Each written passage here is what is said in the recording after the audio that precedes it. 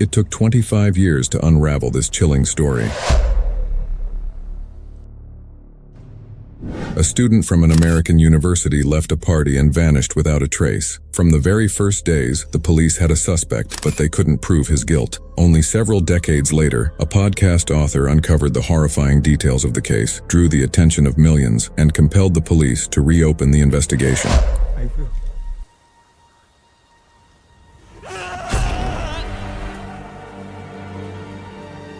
Kristen Smart was born on February 20, 1977, in the German city of Augsburg, but moved to the United States with her parents, brother, and sister at an early age. The family settled in Stockton, California. Her parents worked as teachers for children of American military personnel. After graduating from high school in 1996, Kristen enrolled at California Polytechnic State University.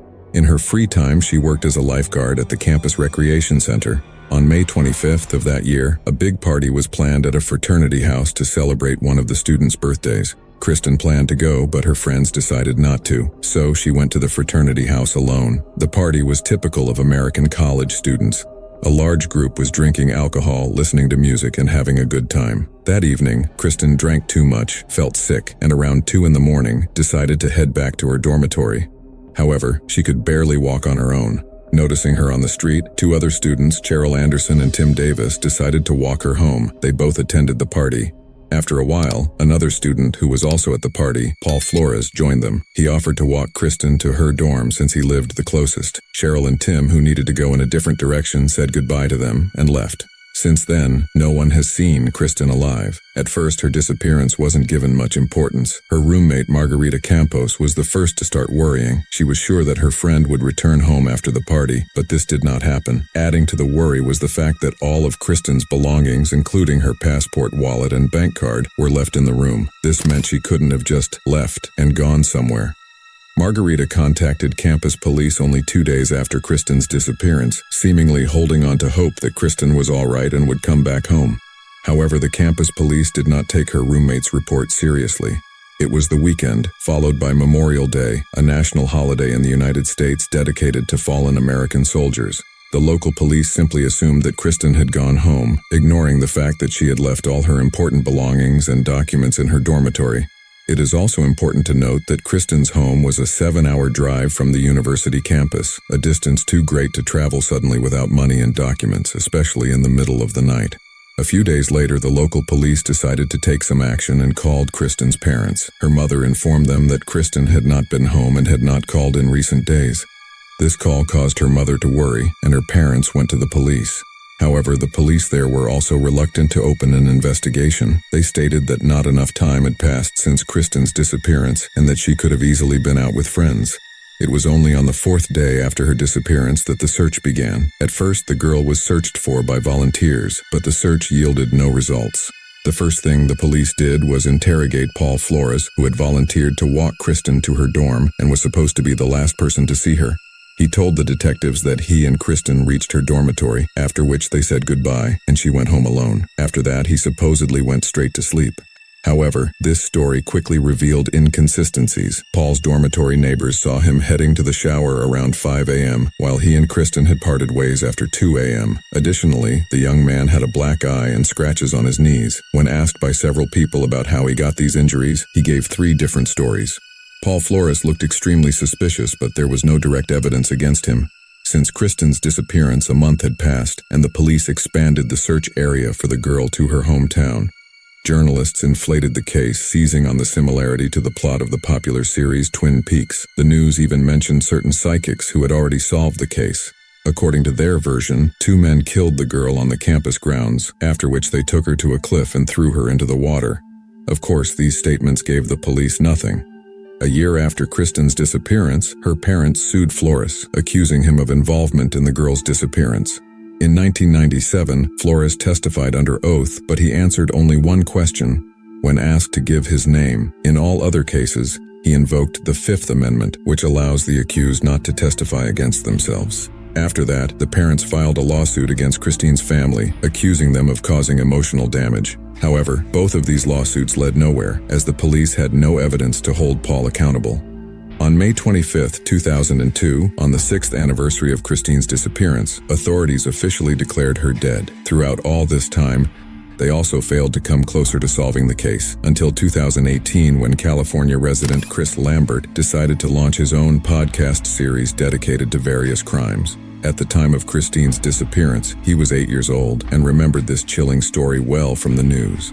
After 22 years, he decided to conduct his own investigation and was shocked by how negligently the police had worked all this time. First, Chris decided to talk to all the witnesses of those events.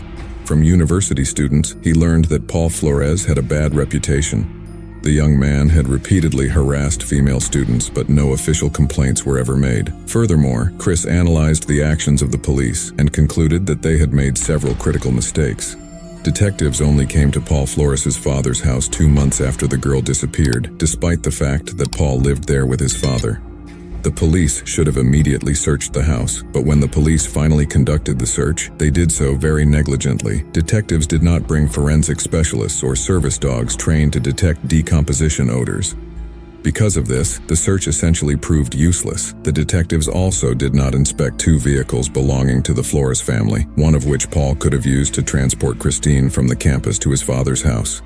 Several months after the police visit, one of the cars was sold and the other was allegedly stolen. The police did not even visit Paul's mother's house, where one of the main pieces of evidence was hidden. Chris Lambert discovered that 4 months after Christine's disappearance, a woman named Mary Lassiter rented Paul's mother's house.